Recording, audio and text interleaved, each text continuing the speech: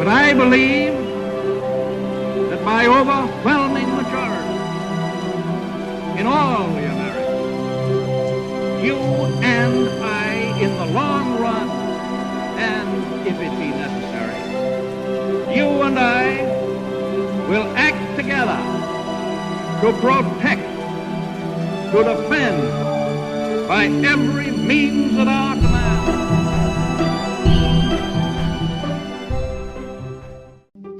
Welcome to the History in Motion podcast, where we discuss leaders, their decisions, and how they shape the world we live in today.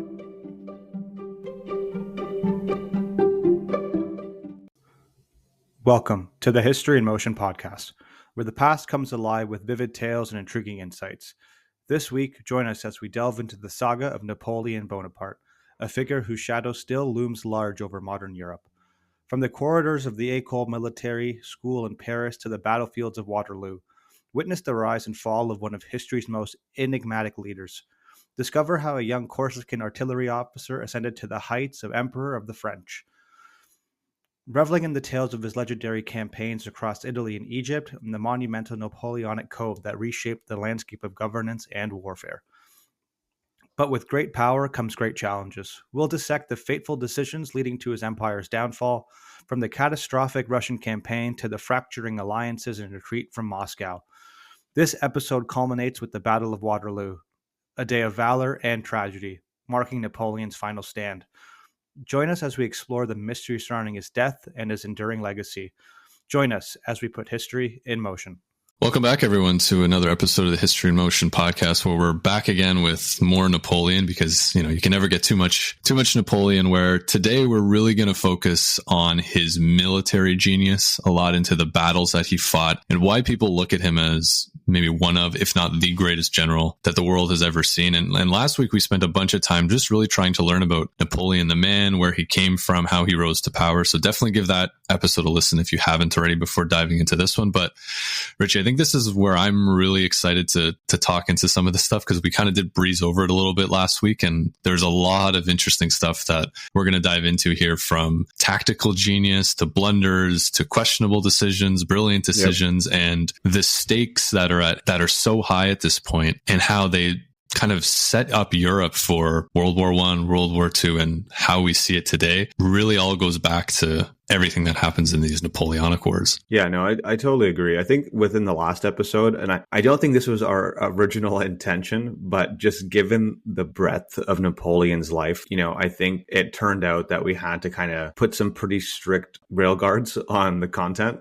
just to make sure we could do his life justice. He had a very, very dynamic and interesting life. So I think, from a biography perspective, that definitely became the scope of the last episode. And I think in this episode, we're going to focus a lot more, like you said, on his military genius, Europe as a whole, the Napoleonic Wars, all the battles he faced, his military genius. And I think from like a context setting perspective as well, Europe is a super complicated place right now. And, for historians, amateur and professional alike, I think that's always one of the things that I struggled with, or do struggle with, when it comes to history, is just kind of framing it or grounding it in what else is going on in the world. Because I think, it's super easy to discuss things in a vacuum, but the complexity definitely arises when you start to consider that nothing ever happens in a vacuum, historically speaking. So we have to be able to kind of ground it in the broader European context. Yeah, it's funny because how many times do we go through and it's like the insert number of the coalition that's attacking them, that's attacking Napoleon. It's like, oh, this was the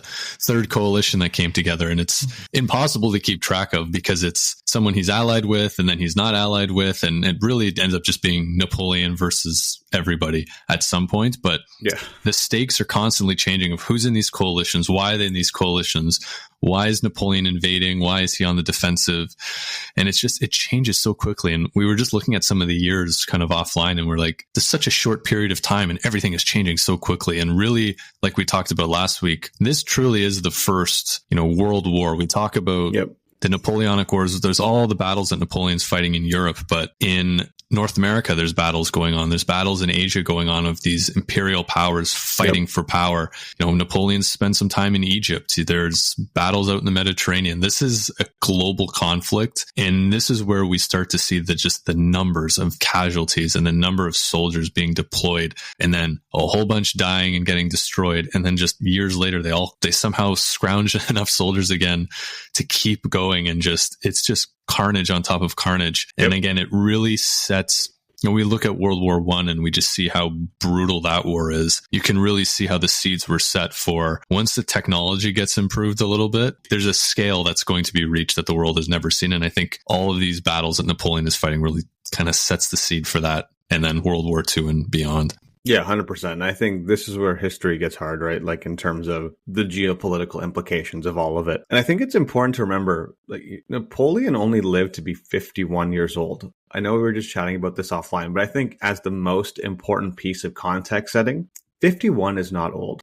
especially now. Even then, I don't think 51 is exceptionally old. I'm not sure what the average lifespan was in the 1800s for someone in Napoleon's position, but 51 does not seem very old to me. And the amount of things that he was able to accomplish and do, and battles he was able to take part in, and a span of 20 to 25 years is even more remarkable when you think about it. Yeah, he definitely doesn't stop, and he keeps going and going. And then even in that time span, he's spending some time on Elba and on St. Helena, where he's just essentially hanging out and not really doing much. Yeah. So, it even gets more condensed when you think about that. But I think before, Richie, we let you set the scene for us here, I think there's just a couple things we should go over just to get everybody prepped for kind of what we're speaking about today. So we're going to be talking a lot about, like I mentioned already, coalitions. So when we're talking about coalitions, or quote unquote the allies, these are typically groups of countries that are fighting against Napoleon and his French forces. But then on top of that, when we say Napoleon, we'll try our best to preface who these troops are, but a lot of the time it's predominantly French, or actually only a fraction of these troops are French, because what ends up happening is Napoleon takes more territory. He has parts of Germany, he has parts of Italy, he has parts of Austria. He brings in all of these troops and really creates these multinational cohesive units that just end up, we say, the French, but really it's this multinational army. And so a lot of times it's this mix of all of these countries that are under Napoleon's control versus those who aren't. And that's where we kind of get those coalitions and the allies and stuff like that. And then there's one other thing that we didn't mention last week, and I think needs to be said, is how tall was Napoleon? I think we got to get that off our chest before we go into anything. So I got a couple of facts here about this idea of Napoleon as the little corporal, is how he's being brought out. So who is this little corporal? Why is he fighting in all these battles? And why is he given that name? And so let's just say it for what it is. He's not short by 1800 standards. Maybe it would have been about shorter today. I think it was about 5'5", 5'6". But back then, that's very average height. But the nickname kind of came up because he did have this tendency to micromanage on the battlefield and just really be kind of in the weeds with everything. And then there was just a lot of propaganda that was, kind of pushed back against him, especially from the British. And so they were kind of saying, he's this little guy running around who actually can't fight his own battles. And then what makes it even worse is he was always surrounded by his Imperial Guard. And again, these aren't small men. They're finding these massive guys who can carry all this big, heavy armor, who are very tall and just very bulky guys. So he looks tiny in comparison. So that didn't do him any favors. But really the final nail in the coffin is there was a physician's report about his body after he died. And the physician said he was 5 feet 2 inches from the top of his head to his heels. And the subsequent note says that this was equal to 5 feet 6 inches, but they were using like a different measurement standard for whatever reason. I think everything hadn't been standardized then. So he said he was 5'2", but if you look at the English measurement system, he would have been 5'6", which is what we use today. So there's a whole bunch of things kind of happen together. He's not that short. No, he's just a regular dude. I was about to say that. He's like, no. Yeah, I think that's probably where history's kind of been unfair to him. Yeah. I think it's just the fiery personality. Napoleon syndrome, right? Yes, like, exactly. The long-lasting legacy of Napoleon also is a jab that can be put forth to people that might be small and fiery. Yeah, exactly. It's just maybe, you can, if they're fiery, that's totally fair. But it just, based on their height, I don't think it's the most fair thing. So now that we've got that out of the way, I think we can talk about Napoleon, the average size general, and all the things he got up to. But I think Richie, you're going to kind of give us a little bit of the lay of the land here and try to somehow make sense of, to the best of our abilities, what the heck is going on at this time. I'll definitely try my best, and I'm glad we brought up the height. I'm actually very surprised we didn't bring it up earlier. That's pretty funny. That was a bit of an oversight on our end, but we got so into his life that his height seemed, not as important. Yeah, I think it's just he's far too interesting to be worrying about how tall he is. But hey, it's a question I know that I was asking after. I was like, oh yeah, how tall was he? We didn't really get into this. So yeah, well, if you learn anything from the last episode or this episode, is that he was of average height. So, if that's all you take away, I still think it's a win. But yeah, there you go. When you're at a party and someone says, oh yeah, Napoleon was short, you've got the answers right here. He was perfectly average. Yes, perfectly average. Nothing interesting about him at all. So in terms of like the context, right? And I think this is a good way to bookend it. So in terms of just his lifespan, right? So he lived to be 51 years old. So he was born in 1769 and he died in 1821. So what's going on in the kind of bookend of his life? So I think there's a couple things that we've already touched upon across like our episodes thus far, but just to kind of reiterate and ground this conversation, two things that I think are super important would be like this idea of enlightenment and monarchical rule. So we're talking about pre-revolutionary Europe. So in 1769, Europe is a very complicated place. It's a patchwork of empires, kingdoms, duchies, republics. They all have their own laws and customs. Absolute monarchies are, relatively speaking, the norm, with kings and emperors wielding, near to total power. They're guided by the principle of the divine right of kings, which we've talked about before, but essentially that, monarchs are ruling with God-given authority. However, beneath the surface of this reality, the Enlightenment is kind of sowing the seeds of change. You have philosophers like Voltaire, Rousseau, Montesquieu challenging the status quo, advocating for principles like liberty, equality, and political order based on the social contract, rather than this idea of birthright and or tradition. So their ideas, gradually permeate the educated classes and even some progressive monarchs kind of leading a push for reforms. And, we've talked about the Enlightenment, ad nauseum, I think, through our episodes. And it's probably one of my favorite things to talk about, to be totally transparent. But these ideas, these Enlightenment ideals led to questioning of the existing social order and the power structures in place. So, as these thoughts continue to circulate through salons and pamphlets, they begin to inspire a new generation that sought to kind of reshape society. However, the reaches of the ideas were still somewhat limited, primarily influencing, the bourgeoisie and the nobility, with the broader peasantry remaining largely outside of the immediate impact of those revolutionary concepts. I think why that is probably because the literacy rate is, almost non-existent at that point. I think one thing, Richie, here that's so important, and listeners might be in kind of thinking, okay, we're talking about the battles and Napoleon. Like, why is this so important? Mm-hmm. I think we touched on it a little bit last week on the, new ideas that are coming up and all these things. And you mentioned it as this is a threat to the status quo. Yep. These other empires are terrified of a legitimate non-monarchy ruling one of the major European powers, because now it would normalize the fact that kings and royal families don't have to run these countries. And that opens up a million different opportunities for all of these peasants and all of these different people who are looking to gain power in these countries to essentially overthrow their monarchies and put in place some sort of replacement. And so we will continuously see all of this pushback against Napoleon. There's definitely, he's doing things himself to cause this to happen. But initially, a lot of this, even before Napoleon comes into power, Austria and Britain and all of these countries are invading France just for the main reason of, we can't let this illegitimate ruler or this illegitimate government have some normalcy in Europe, because that's against how the last 2,000 years have worked. We're not about that, and we're going to stop it right as soon as we can. So it's a perfect opportunity for clashing of major powers. But I think it's really important to understand that that's the main reason these countries are really ready to go to war so quickly, even though they may not win. They cannot let this be legitimatized, because who knows what can come next? Yeah, it's an external threat, right? It's an ideological external threat. And I think you can get lost in the battles, the warfare, the military strategy. And I think something that underpins all of this is kind of this revolutionary upheaval. And I think that's a perfect segue to my next point. So really,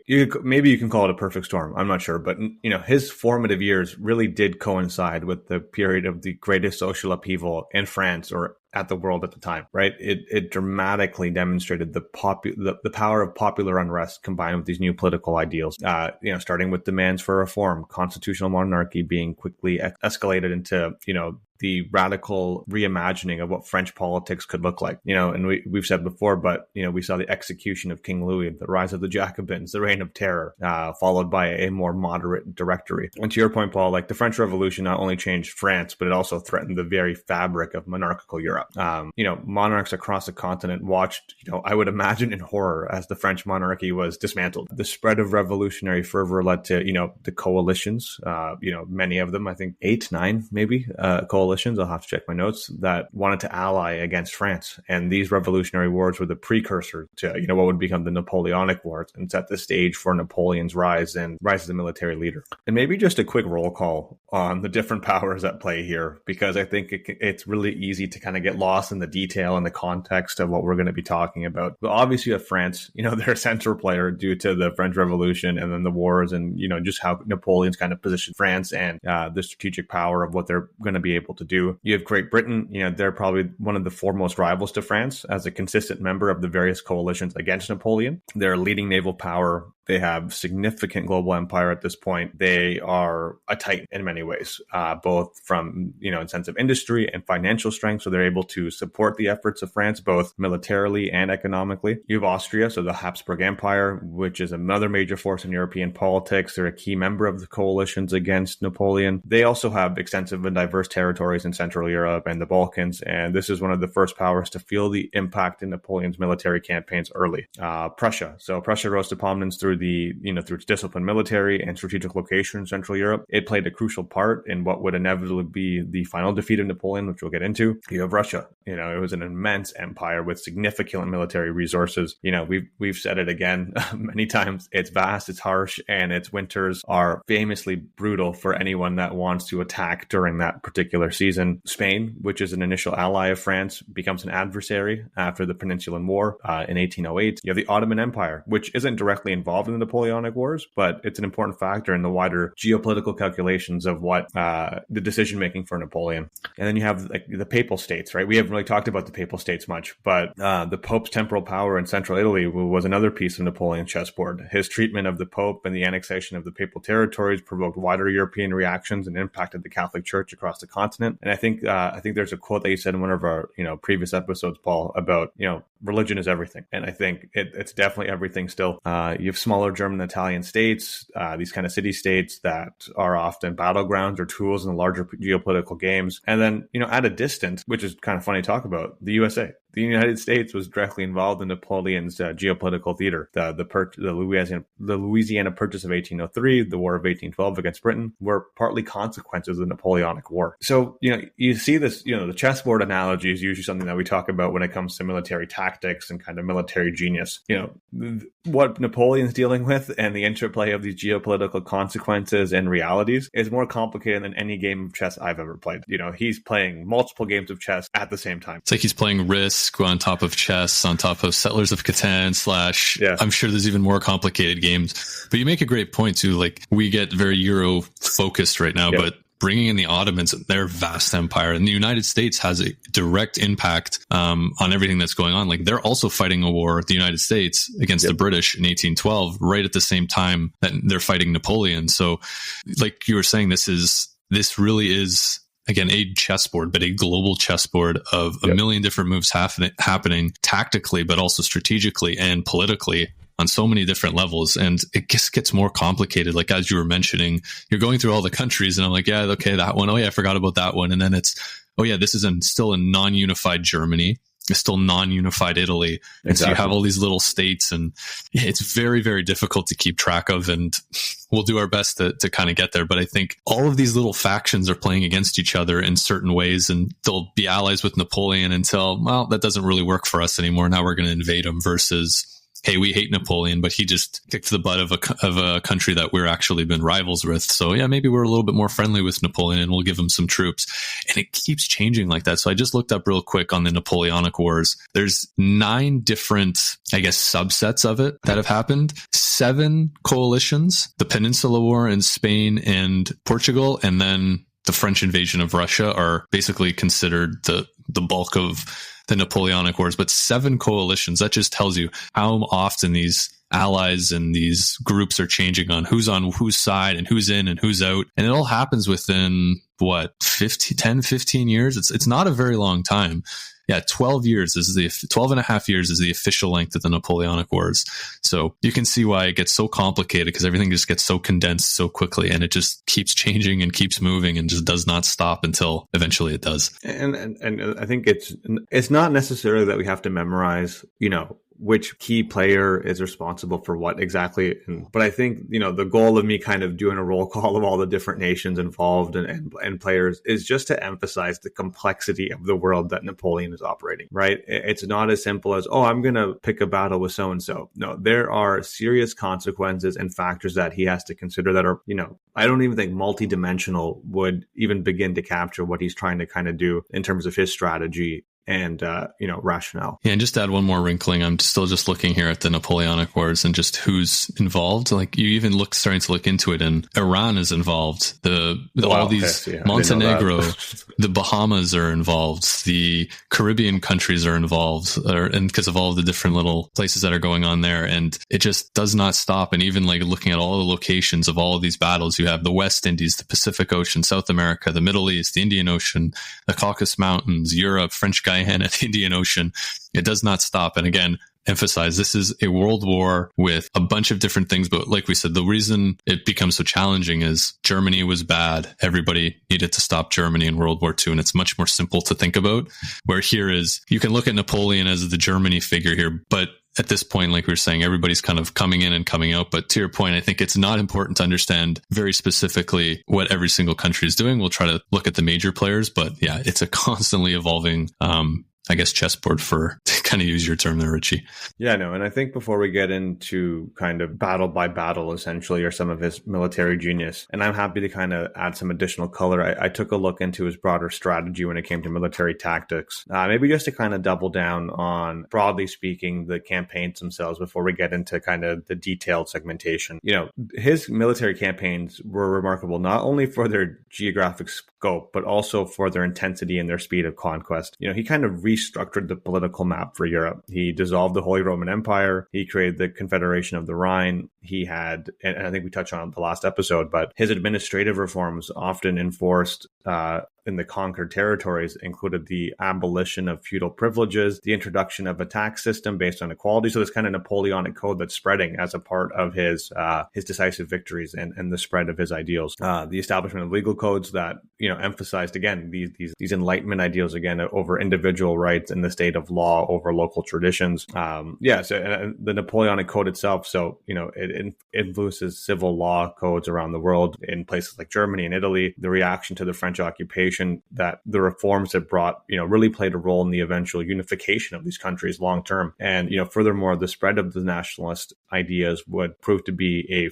forceful one in the 19th and 20th centuries, which, a little bit of foreshadowing here. We kind of know what happens then. Yeah, things are changing and they're going to be felt for a very, very long time. And maybe one thing we should get into too is just a little bit about how warfare has started to change and why Napoleon, I think, was so successful before we get into the specific battles. And so one thing that I think we just need to touch on is before Napoleon comes onto the scene, war was more of a spectacle, I would say, than a tactical type of event, for lack of a better term. Strategically, for sure, it still hasn't changed. We need to take territory. We need to invade this country. We need this. We need that. But at this time, the two kind of leaders of these armies would be princes, kings, people who probably know each other quite well. And they would kind of have this informal set of rules where they would say, like, they wouldn't say, okay, I'll meet you at this place at this time, but you would see like two armies kind of moving close together, and then they would kind of figure out like, okay, well, the battle's going to take place here, we'll camp out, and then, at 8 a.m. tomorrow, we're going to fight. Yeah. Napoleon says, forget that. I'm attacking when I want to attack. I'm not waiting for you to get ready. I'm going to hit you when you're not ready. And that kind of throws a lot of these armies, for a loop a little bit, because they have 2 or 3 chunks of their army that are ready to meet up. And Napoleon goes, well, I'm not waiting for them to meet up and have their full strength. I'm going to start picking them off one by one. And that throws everybody off a little bit because they're like, what is this guy doing? This is not how you wage war. But what do? You have to adapt. And eventually they start to adapt and, don't leave half your army sitting wide open for Napoleon to gobble up, and try to not just always attack in force. But this is what Napoleon recognizes, because we talked about last week how he's such a student of history. He studies and meditates like crazy. He's always thinking about what's the next newest thing he can do. And this was the easiest, is throw it all these informal rules. And especially because he's not a monarch either. What does he care? He's trying to make a name for himself. Yep. He's going to do what he wants to do, and he's going to do it quite well. Yeah, I think that's a great segue, Paul, into like the broader complex series of conflicts that we, neatly bundle into the Napoleonic Wars. And you said it was about 12 years, right? 1803 to 1815, which, sees the French Empire take battle against various European coalitions that would ultimately, redraw the political landscape of Europe, and I think it's the Congress of Vienna that signed at the conclusion of the Napoleonic Wars. But I think it's a great segue to get into some of the major battles and, get into the details that we were so, curious to hear. Yeah, definitely. I think, the Congress of Vienna is kind of what it all wraps up, but there's a lot that happens between then. And again, to have a Congress of countries coming together to figure out what to do about a guy, a lot of stuff's got to happen between the time when he shows up to the time when he's defeated. So we're going to focus on two major battles / campaigns today. So the first being Austerlitz, and then we'll get into the Russian invasion, or the French invasion of Russia, and the eventual retreat from Russia that is now so famous today. But let's start with Austerlitz, and we'll do a little bit of prep on what this is. So we're at the third coalition at this point. So up to this point, again, it's already getting a little bit challenging, but up to this point, Napoleon had, on behalf of the French Republic, fought off the Austrians to take northern Italy and create its own confederation of northern Italy. And so Napoleon and the Austrians they know each other very well. They fought a bunch of times, but now the Austrians are starting to kind of do a move against France again to kind of get back for what happened at Italy. And there's a bunch of other political things that are happening. But this coalition is Austria, the Kingdom of Sweden, the Kingdom of Napoli, and the Russians. So they all plan to invade across the Rhine River, which is in Germany today on the western side, and attack France and Napoleon in force. However, Napoleon, being Napoleon, like we talked about, looks at the map. He sees the Russians are moving in from Russia. They got a long way to go. The Swedish haven't sent a massive force. The Kingdom of Napoli hasn't sent a massive force. And it's really, at this point, just the Austrian army that's within striking distance because they are so close. And what the Austrians do is they start to attack Bavaria, which is a German state on the southern tip of Germany today, where like Munich is.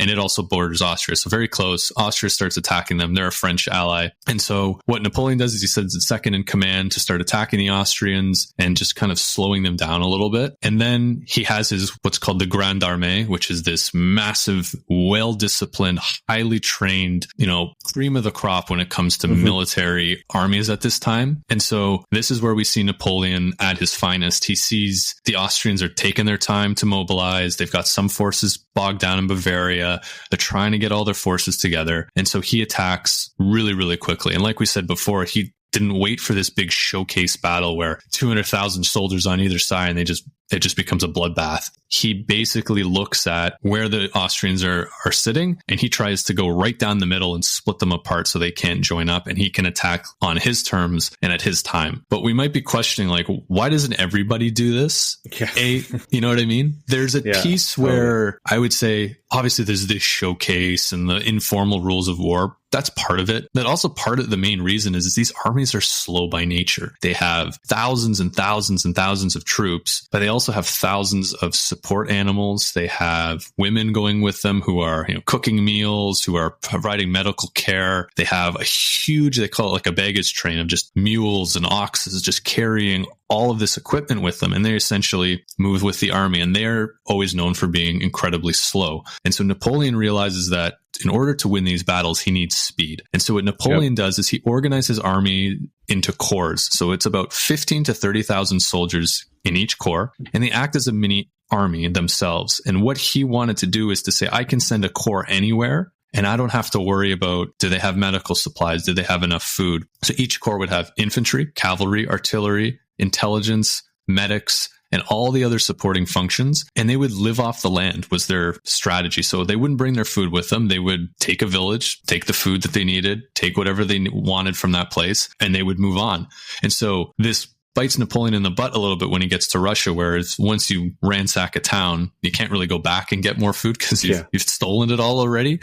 But it allows him to move at unbelievably fast paces, and it allows him to almost create like this modular army where he's able to say, okay, well, if I need to send 3 corps to attack this part and 4 corps over here, versus where the Austrians are a bit more of a big kind of just group where maybe certain generals have certain parts of their army, but it's still so reliant on this supply chain that they've created. And if that breaks, the army kind of falls into disarray. So that's kind of where Napoleon sets himself apart, and he's allowing his army to be spread out and, you know, work on his tactics and move things around at a very, very rapid pace that really not a lot of other countries were doing at the time. And then what was even better was when the enemy was spotted, they moved so quickly that they could just roll up all into one big army and attack the enemy head on when they needed to. So it just created this flexibility that really nobody else was able to do. Yeah, I'm glad you said that. So I wasn't familiar. You know, I'm not well versed in military strategy or tactics. So it's curious to go back and learn about why Napoleon was such the genius that he was. And I think there's like, you know,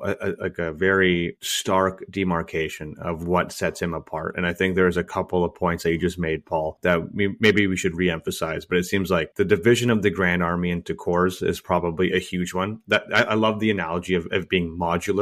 So you can kind of like, you know, pick and choose where, you know, said corps go versus where other corps go. And the other thing, you know, the speed and mobility, that was like a central theme that kept coming up anytime I Googled or looked up or an article about his military genius, that he emphasized the movement, rapid movement to surprise the enemy, outflank them. And so he could avoid being outnumbered. And, you know, it's interesting. I've started playing chess a couple months ago, and the theme of like taking a central position is like a core idea of playing chess well. And it seems like he kind of, you know, by using this formation of corps and speed and mobility, and by taking a central position, he could strike at the point of his choosing. So he could divide his opponents, defeating them in whichever way made sense. But he was able to kind of fight off the coalitions by making sure that he was centrally located to pick and choose which direction he wanted to move. Definitely. I think that's a perfect analogy, especially too, like I was reading something about how Napoleon was so successful when he was severely outnumbered. And it was exactly that. It was find a way to split these armies off. So now when I have 100,000 troop army that I'm fighting and they're broken up into 50,000 and 50,000, I can take my 60 to 70,000 troops, isolate one part of the army, attack them really quickly. Exactly. And before the other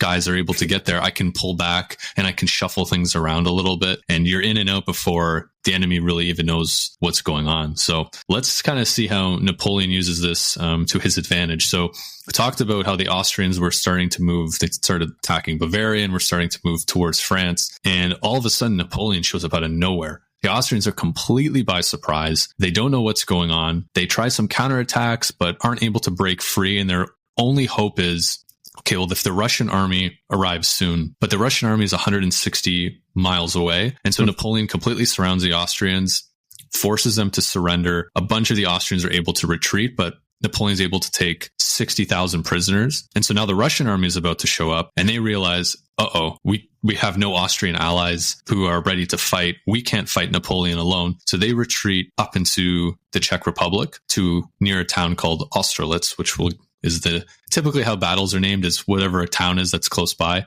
So winter's approaching, and Napoleon realizes he needs a decisive battle. He can't go chasing the Russians. He can't go chasing the Austrians. And then winter hits, and he's going to have to settle down, and he's going to lose this momentum that he has. He's very lucky in this sense. The young ambitious Tsar of Russia really wants a battle. He wants something to set his standard and say, you know, we're here, we're ready to fight against Napoleon. I'm a strong leader, all of those sort of things. So he starts marching right at Napoleon. And this is perfect for Napoleon. He sees him coming. He knows exactly where things are going on, and he picks the town of Austerlitz, which is in modern day Czech Republic, to be the place of the battle. And so, like we said before, Napoleon loves to choose the place that he's going to fight his battles so it can be an advantage to him and his troops. Mm-hmm. And a classic tactic of his too was not only choosing it, but spending so much time understanding the terrain. Where are there hills? Where are there trees? Is the ground soft? Is the ground hard? What happens if it rains? What happens if there's low visibility? He's planning out all of these things. And we'll see with this battle where it's not a bright sunny day the next morning. It's actually covered in mist. And that's, for most leaders, is, my standard playbook, I have to throw it the window. But for Napoleon, this is perfect because he has all of these scenarios built out in his head and he uses it to his advantage. That is so interesting to hear, to be able to think not only like first order, second order, third order, but it seems like he's 12th, 13th, 14th order thinking, For sure. to be able to play out every potential thing that could go wrong. We've done a couple of episodes now where we talk about, warfare and battles, and, we talked about the Russian winter and going in. I wonder how many of those, leaders that decided to attack Russia ever considered the hardness of the ground in their planning. Like what a great minutia of detail, right? But we've seen that it does make a difference, right? Like look, our episode on Hitler, for example, came to mind when Operation Barbarossa. What was one of the changing factors that they didn't consider? Well, the thaw in the spring slowed them down incredibly. Yeah, you have all this mud trying to drive tanks through it. Doesn't really work out. And Napoleon's thinking the same thing. I have heavy cavalry, heavy infantry. Yeah. Mud's not going to work well for them. You're going to have poor footing. You're going to have all of these sort of things. And also, too, he's the king of artillery. He needs to be able to know how the cannonballs are going to bounce off the ground, because cannonballs hitting direct hits don't do as much damage as one that's bouncing off a hard ground and just mowing its way through the enemy lines. And so he's thinking about all of these things where if he doesn't really want to fight on wet ground, if artillery is kind of the strategy he's going with, but maybe the enemy is really heavy armor and a lot of heavy troops, and maybe wet ground works for him because it's going to slow him down and he might send in more light troops. It's really, really fascinating. Wow. Yeah. It's all these sort of things. And he's great at thinking on the spot too. So it's not like he's definitely seeing things he didn't prepare for, but he understands the basics of warfare. He understands his troops really well. And he also has some fantastic generals working under him. I think that can't be understated. Like Napoleon is obviously very brilliant, but if he had a bunch of bozos who are kind of leading his troops, he's not getting very far. Yep. He puts in people he can trust, number one, but he also puts in people who are highly capable. And when they fail, he replaces them with somebody else. And again, that meritocracy kind of comes through into near kind of his peak. He has, generals who are probably of a level where they could have commanded their own army themselves. They're just that talented. And Napoleon could say, yeah, here's 100,000 men. Go deal with that. Let me know how it goes. And he can trust them to do that. So let's get into Austerlitz itself. So again, there's some quotes we're going to read here. We got to remember the Napoleon propaganda machine always likes to make things sound a little bit more pro-Napoleon and kind of make him just seem like this really confident guy. But apparently he woke up the morning of the battle and said, let's finish this war with a thunderclap. Is kind of his wording.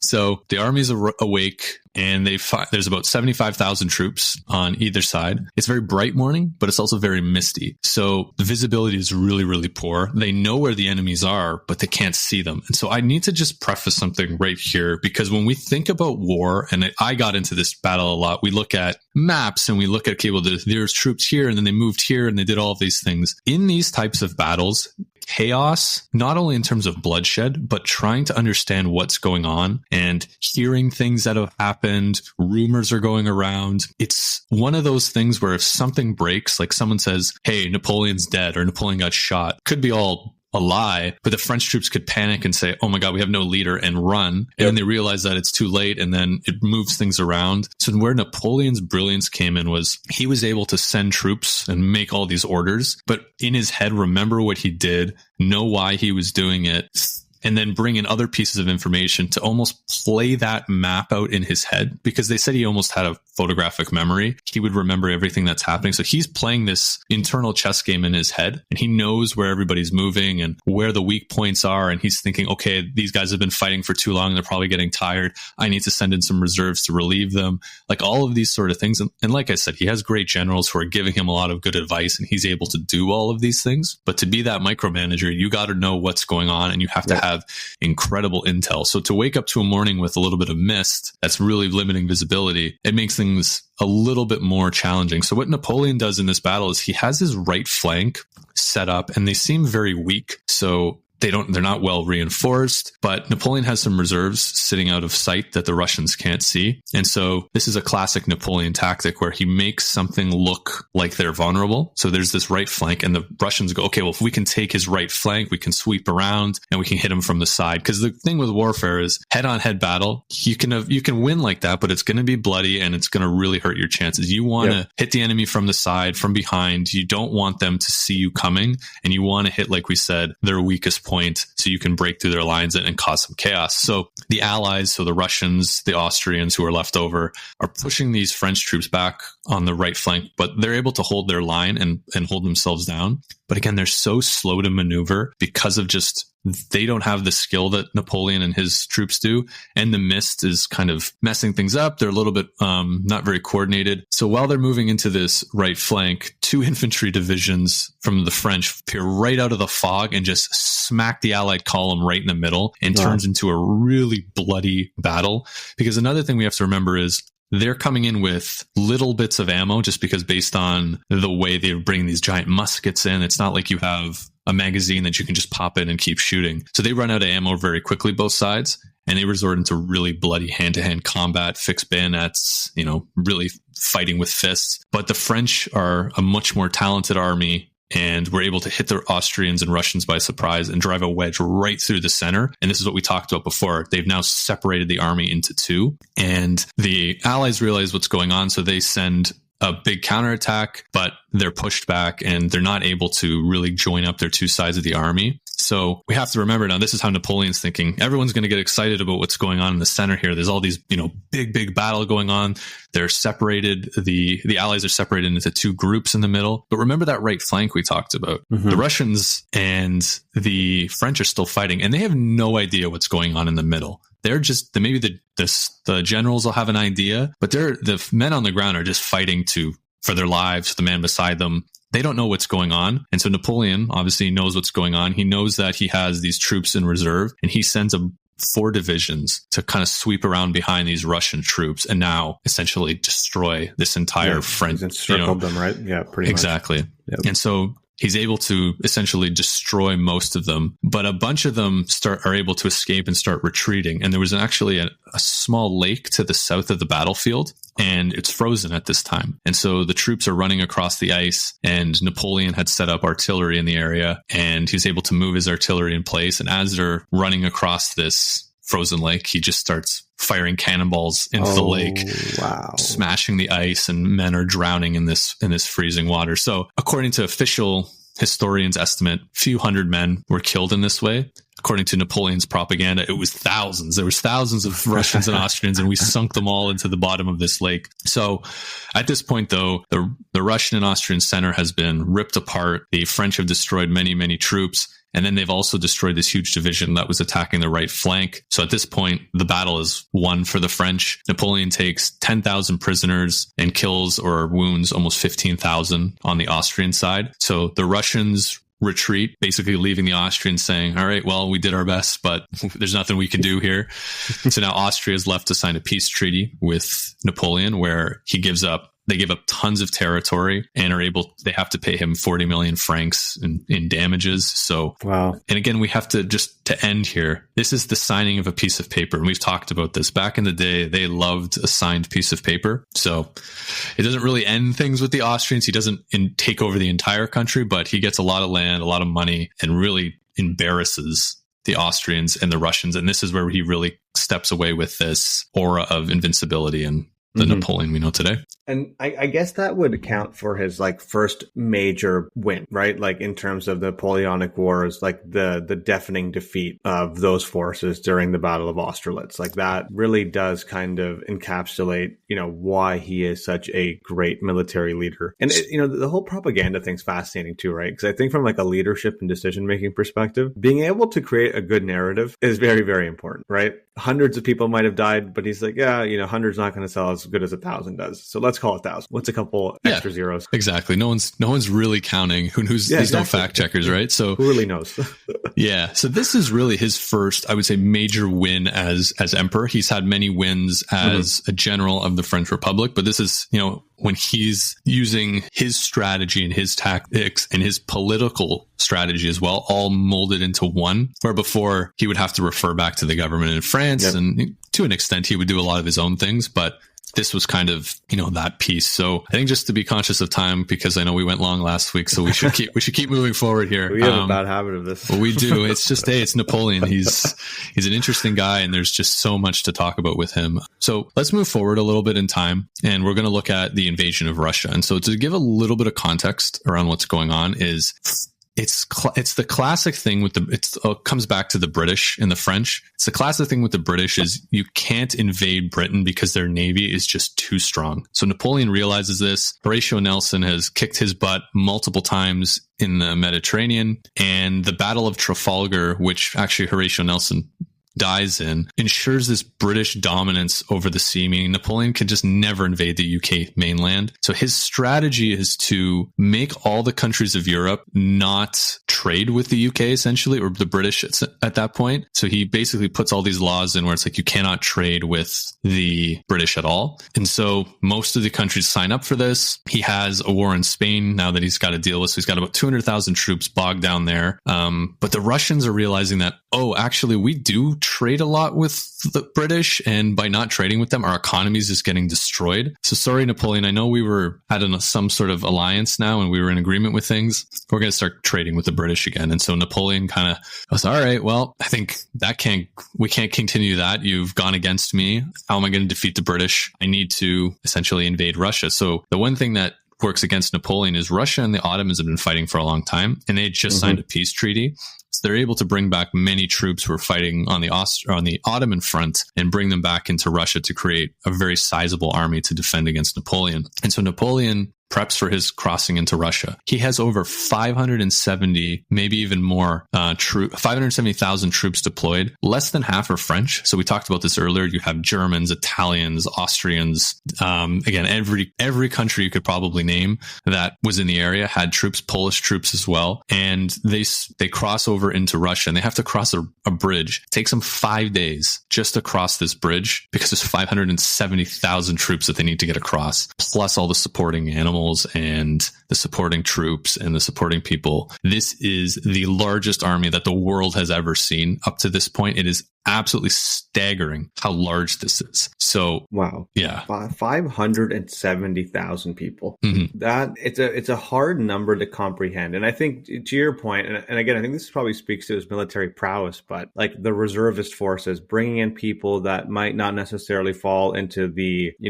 French military, but from, regions or territories that he's been able to absorb are now being pulled into the fray as additional resources. It's in one respect, I think of that strategy because it came up when I was doing some reading. My initial thought was, wow, that kind of seems dangerous, right? To bring in fallen enemies under your umbrella to fight on your behalf. Are you really going to, hope that they're not going to sell themselves short or not do their best because, you've already defeated them? But, it seems to have been a pretty viable strategy for him to kind of bring in the troops that he had gained vis-a-vis the wins that he was able to accomplish across the other territories and regions. Yeah, and this is a classic tactic of militaries throughout time. Like the Romans did it forever. They would have auxiliary forces from the provinces. And again, there's money that's going back and forth. There's the promise of riches and rewards, but there's also fear, right? And so we have to remember this isn't 570,000 volunteers who are ready to do their part, kind of in a more modern style. They're conscripts. A lot of them are conscripts. So these are just young men who are working on a farm, and the army comes and says, mount up, you're coming to Russia, which is never what you want to hear when you're when you're a troop. But one thing I wanted to mention about invading Russia. So we talk about it all the time is why would you invade Russia? Why does it never work? And so I want to talk about real quickly the Duke of Wellington, who ends up defeating Napoleon at Waterloo, and he is a very brilliant general. And so there's a story where he was asked actually to go lead the British forces in the Revolutionary War in America, and he refused. And the reason he said that was America is simply too large, and they can just retreat essentially forever. There's no way I can get their backs against the wall and really have a decisive battle. And this is what a lot of people say about Russia. You can retreat and retreat and retreat and retreat. There's no, landmass or border that you're going to get put up against. You're going to just continue to retreat. And even if you take Moscow, there's a lot of country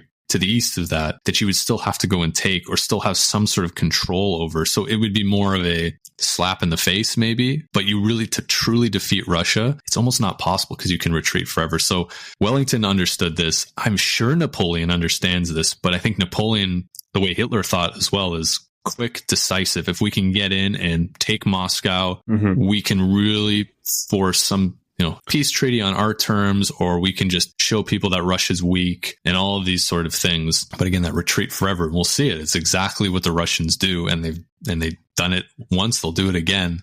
It's really, really hard to force that decisive battle that Napoleon really needs. I've never thought about it that way. That's really quite interesting, the whole retreat forever idea, because it makes so much sense, right? How do you win the game of position? You can't, not in Russia at least, because they can just keep going and going and going, and they have the resources to do it, and they have the landmass to do it. So can you ever truly put a massive army like the Russian army, like, with their backs against the wall to actually have that decisive battle and or decisive victory? You'd have to chase them for forever, more or less, to be able to do that. Exactly. And then you're dealing with hostile peasants and guerrilla forces, lack of supplies because you're hundreds of miles in hostile territory. And now you have this long supply chain that's been shrunk down and is very vulnerable. And that's precisely what happens. So Napoleon isn't able to use his small, nimble core method anymore because his army is just too big at this point. He has long baggage trains that he needs to have, and it's just a very, very slow march due to this, plus the poor roads. And then he's also got to deal with discipline. Like we said, there's conscripts who don't want to be force marched. They're hungry. They want to relax. They don't want to be there. So they're not going to force march like these loyal French troops are. So he's dealing with desertions. He's dealing with tricky command because this is a multinational army, different languages, customs, all of these sort of things, 3 times larger than any army he's ever commanded. And so it's very important to remember, this is not the Grande Armée that we saw at Austerlitz. It's slow, it's undisciplined, and it's just a large kind of just grouping that Napoleon really has trouble wrangling together just because it's 570,000 people who speak a bunch of different languages. This is going to be really, really tricky for him. And so as he starts moving into Russia, he fights some small battles here and there, but the Russians just continue to retreat and refuse to engage in this decisive battle that Napoleon was looking for. But this is the most crazy thing, I think, of all of it. We think, for those who know the story about his retreat from Russia and in the bitter cold, it was actually worse coming into Russia than it was going out of Russia. The extreme heat in the Russian summer and the disease that came over these troops. Estimates are that 20% of his army died just on the march into Russia from extreme heat and disease such as typhus, dysentery, and it was just horrendous. Men are just dropping dead on the side of the road, and they're just moving on because there's nothing they can do for these men. And this is something in history that we always forget, is more men die of disease in war than they do actually on the battlefield. And this is a perfect example. Napoleon's lost 100,000 men at this point. 20% is no small number. Yeah, that's very, very sizable just to disease. And the Russians are losing to disease and all these sort of things too.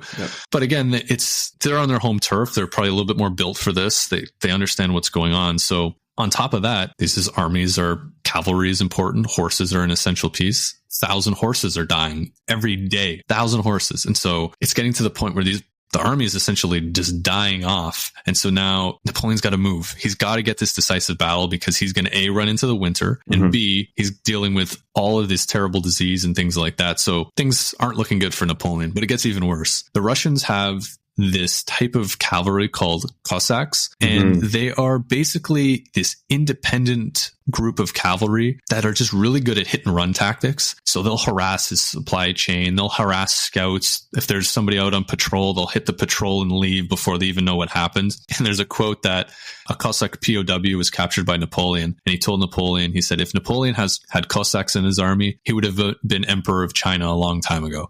So that's good. The cockiness, right? Of, we're great and we know it. So this really, really hurts Napoleon because it's just this constant harassment. So at this point, he's about 250 miles from Russia. He has his flanks secured really well. He's ready to force this battle. And it happens at the city of Smolensk, but it's just not decisive. The Russians are like, this isn't working well. We're going to leave. And what do? They leave, and then they also burn Smolensk, light it on fire, and take all the food and everything with them. So Napoleon arrives into a very smoldery kind of city without a lot of resources. And we call this tactic scorched earth. And so they will continue to do this. So the French did actually have an opportunity to cut off the retreat, but again, they're just too slow at this point. They're too slow of an army. They're not as quick. They have generals who are not, in Napoleon's good book and moving as quickly as they want. But Napoleon realizes that the Russians will fight for Moscow. They're not going to let Moscow go down without a fight. And that's exactly what happened. So they continue to move forward, and they meet at the town of Borodino. And Napoleon says about Borodino, of the 50 battles I've ever fought, Borodino was the most terrible. So this is about to be the bloodiest battle in the history of the Napoleonic Wars. And so about 250,000 men are deployed on each side. And so remember, 250,000 men on Napoleon's side means basically half his army is now dead, deserted, wounded, out of commission. The Russians stop retreating. They're ready to fight him. And this is just a very, very bloody battle. It's just a lot of head-on, fighting right down the center. There's a lot of pushing back of the Russians, and then the Russians retaking that territory. And it's just kind of looking like a stalemate. But there's a few points where Napoleon actually has a chance to decisively defeat the Russians, but he doesn't capitalize on it. So at one point, one of the great Russian generals is mortally wounded, and the Russians go into disarray, and the French are able to take a lot of territory, but they're not quite there yet to break the line. And Napoleon has his Imperial Guard waiting in reserve, and his generals are saying, send these guys in, send them in. We will destroy the Russians if we do this. But Napoleon, they said at this time, was actually very sick, exhausted, maybe not himself. And he was just very overly cautious. And so he didn't send his reserves forward. He basically said, I'm 300 miles into enemy lines. I'm not sending in my reserves. Because if I lose, even if I win this battle and I lose half of my reserves, there's nothing left. Mm-hmm. And so maybe this is a little bit of foresight by Napoleon, realizing the risks that are there, even if he does win this battle. So he doesn't do it. And this kind of stalemate continues. The French end up pushing the Russians back far enough, and basically it gets to the point where they've been fighting all day and both sides are just exhausted, and the fighting just kind of slowly peters off and the day of battle ends. So they wake up the next day thinking that the battle is going to continue, and the Russians are gone. They've left. They've admitted defeat, but they're like, well, our forces are in absolute disarray. We've lost almost 45,000 troops. The French have lost about 30,000, and they could know that the Russians know they couldn't continue this battle. So what they do, they just leave the road to Moscow wide open, and Napoleon marches right into Moscow unopposed, taking the city. Now, great for Napoleon. He's got Moscow. The winter's coming. This is a big Russian city. He can hunker down there, wait for the winter to clear out. Maybe the Tsar will give him some peace terms, and he can head back to France as a hero. But what he finds is it's the most eerie thing I think you could imagine. Imagine going into New York City or to one of these big cities, and 90% of the population is just gone. They all left. It's so he walks apocalyptic almost, right? Yeah. Precisely. It's apocalyptic, and 2/3 of the city is just on fire. So they start burning their city down. They realize that Napoleon needs resources to continue this. And if we starve him out, essentially. Yep. Precisely. So Napoleon sits in Moscow, and he's waiting for the Tsar, who's in St. Petersburg, which is to the north, to send him a peace deal. He waits. It never comes. And so Napoleon realizes he needs to move quickly because he's going to have to get out of Moscow because he doesn't have the resources to fight another battle. Yep. But he's hoping that the Russians have had their butts kicked, that they're going to sign a peace deal. So he waits. Nothing comes. And then one day he goes, all right, well, we got to get out of here because there's nothing for us here. We'll all die in this city. So he actually tries to blow up the Kremlin. Apparently he lit charges in the Kremlin, and it didn't go off correctly. There was some small damage. So thankfully for history's sake, we still have the beautiful Kremlin in Moscow today. But could you imagine just blowing up the Kremlin when you're leaving? Crazy. Yeah. So he's starting to retreat back, and this is the famous retreat from Russia. Mm-hmm. So he's constantly harassed by Russian forces. He needs to find supplies, but it was just so horrible because he had to go back down the same route that he took coming into Moscow. And we talked about they're living off the land. So you've stripped clean this area of land, and the Russians are kind of funneling you through this area, and they're constantly being attacked. They have no supplies, and it just sounded from reading it worse than hell. As they're coming back, it's -30 because the winter's kind of hit harder this year than it has in the past. Constantly being harassed by the Russians. The Cossacks are coming in and just, attacking them where they can. But then you have to remember is armies need to move at the same rate. You have healthy people in the army who are able to keep moving with Napoleon, but then you just have all of these stragglers, people getting separated, small groups, and the Russians are either taking them out or the winter's taking them out. And so by the time they get to, there's a river that they need to cross. The Russians have blown up one of the bridges or burned it down. And so Napoleon's engineers quickly create 2 bridges where they're standing in frigid water building these bridges. Many of these engineers die while building it, and they're able to get back across the river. And they think only about 20,000 proper troops make it over, with another 20,000 stragglers who kind of make it out in another way. The numbers are a little bit up in the air, but basically this is 500,000 troops that they sent in, and 20, maybe 40,000 make it back. And then to make matters worse, Napoleon hears that back in Paris, there's been a couple coup attempts to take over. And so his generals go, you have to leave. You got to go back to Paris, because if you don't, there's someone else is going to take over and we're going to be stranded. And so he leaves. And a lot of his troops look at this, go, you've just abandoned us in probably the worst time that could possibly imagine. Now, politically, it was probably the correct move, but it really didn't do him any favors with, a lot of these troops that are left over. But what a disaster. 570,000, 600,000, 500,000, whatever the number is, 80% are dead, captured, wounded, and you've got nothing to show for it. You've just gone over and got your butt kicked and kind of came back. And I shouldn't say got your butt kicked. He won a lot of battles, but strategically he gained nothing. And now he's on the back foot, right? Yeah, perfect. I think it's a perfect sentiment, right? You won the battle, but did you win the war? It's true. Yeah. He won multiple battles, but he definitely didn't win the war.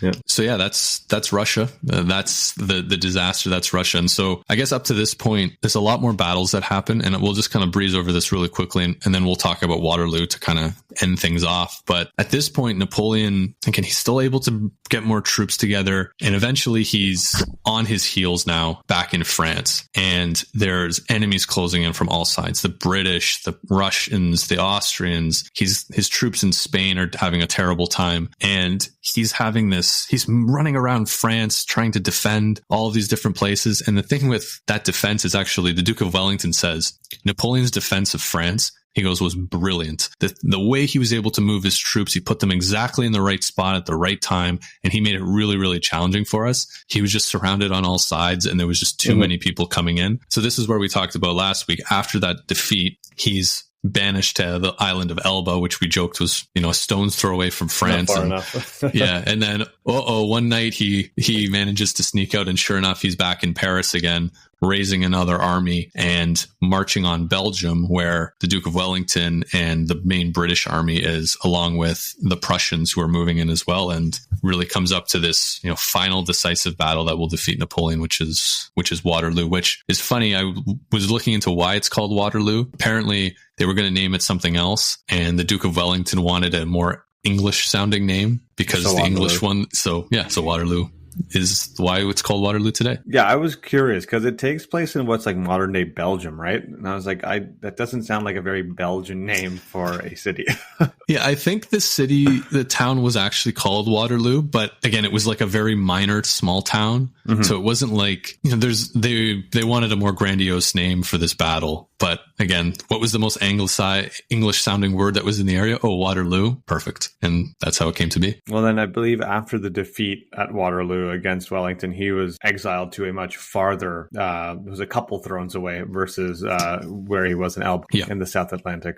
Exactly. Yeah. And I think just quickly on Waterloo, it's not really a battle worth going into in much detail. I think from what we saw was he came up against the British. There's a bit of a stalemate, and then a massive Prussian army showed up. And again, same thing, just didn't have the troop power. And tactically, he did okay. One of the things that was interesting is the British would put their troops in these block formations to essentially cover themselves from all sides against cavalry attack. Mm-hmm. But what Napoleon's artillery would do is, if you could hit them with artillery, that would disperse them really quickly. So it was kind of this play where you had to get your artillery within range, because your cavalry has much more range, but your artillery is only limited. So that was one of the tactics that he used. But Wellington is also a very great general as well. So again, this was, like we said last week, this was like the Super Bowl. These are these two great generals going at it. And then eventually he's defeated. And before he even goes to St. Helena, there's actually a pretty interesting story. He's put on a ship and he's brought into England for essentially temporary imprisonment until they figure out what to do with him. And there's tens of thousands of people in England waiting for Napoleon to come to shore. There's boats out in the English Channel waiting for him. This is a mega superstar. This is the biggest celebrity. This is like the Pope coming to town, or, the Beatles coming to town. And there's even a story of people kept going up to the boat being like, where's Napoleon? And the British troops actually started hanging signs off the side of the boat explaining what Napoleon was doing. And it would say like, Napoleon is currently meeting with British generals. He's currently eating breakfast. he's reading a book, because it was just like they were obsessed. This mega celebrity is coming to your town, your city. And it was just the fanfare is unbelievable because he is the most famous man in the world and he's right there. And again, this isn't like you can watch TV and see Napoleon. Like, to even see Napoleon, that's like, oh my God, this is a story I will tell my grandchildren, will tell their grandchildren the time grandpa saw Napoleon walking off a boat in handcuffs, right? Yeah, so we take it for granted, right? Like, we do. We can Google an image of anyone and, we can know what their face looks like almost immediately. Whereas, across Europe at this time, you only know the man by the name and the legacy and the mystery that kind of shrouds him. Yeah. It's like a godlike figure in a sense. It's like seeing Jesus for a lot of these people. It's really another level. And like we said, he's banished now to St. Helena, which is in the South Atlantic. And we talked more about it last week, but this is his final place. And they picked a good spot because you're not getting away from St. Helena. And, that's where Napoleon comes to his final days. But man, what a legacy, right? Like there's just so many things that we talked about today that just go into the shape of Europe, the pretext to World War I and the changing of warfare. And one thing you mentioned that I liked was the beginning of fascism really comes, I think, from Napoleon and taking a lot of thinking back to what Napoleon did. And I'm sure Mussolini was inspired by that. And it also helped set the scene for him to take over. And then even to splitting his army into corps. Every modern army today splits their army into army corps.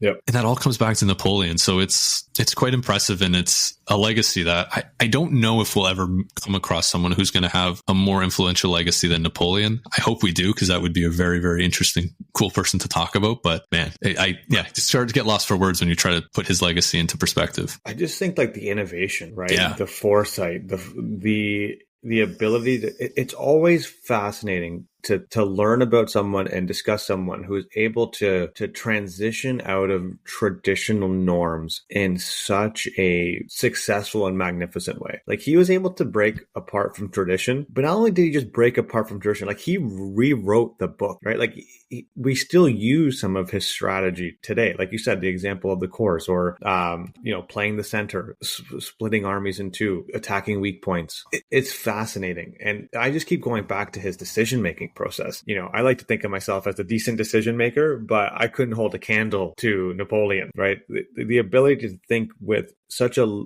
minute level of detail and the orders of thinking that he was able to kind of comprehend and plan around. Yeah, it's awe-inspiring, to say the least. It really is. And I can't even imagine, like you were saying with his decision making, how his mind even works. Like, we talked about last week when we were talking about his letters.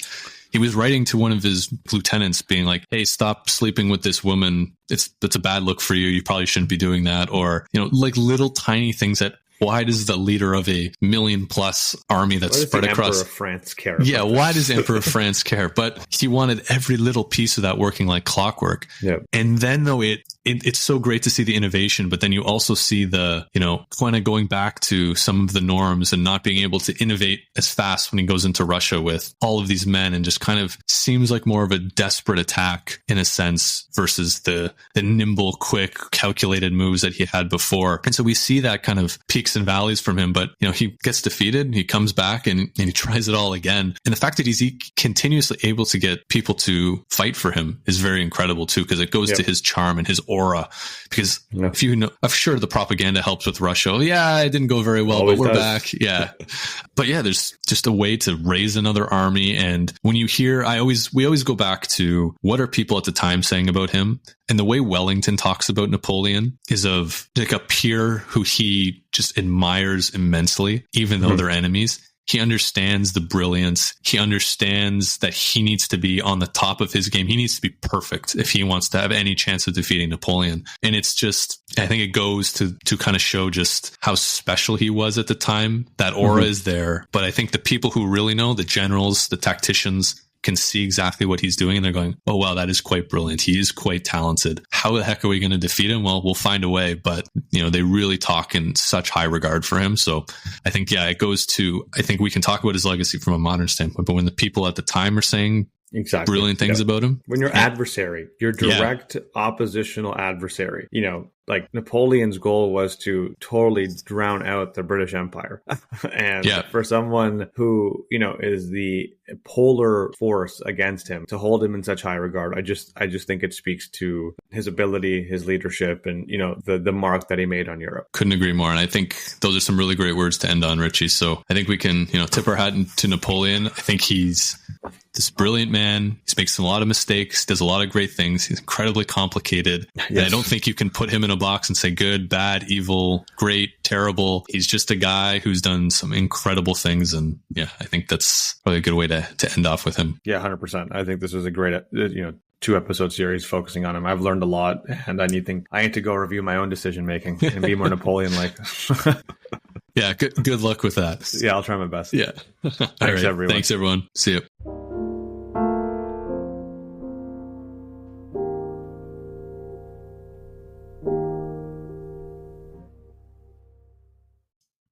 Thank you for listening to today's episode of the History in Motion podcast. If you enjoyed our journey through time, please subscribe, rate us, and share the podcast with friends. Your support helps keep history alive. Until next time.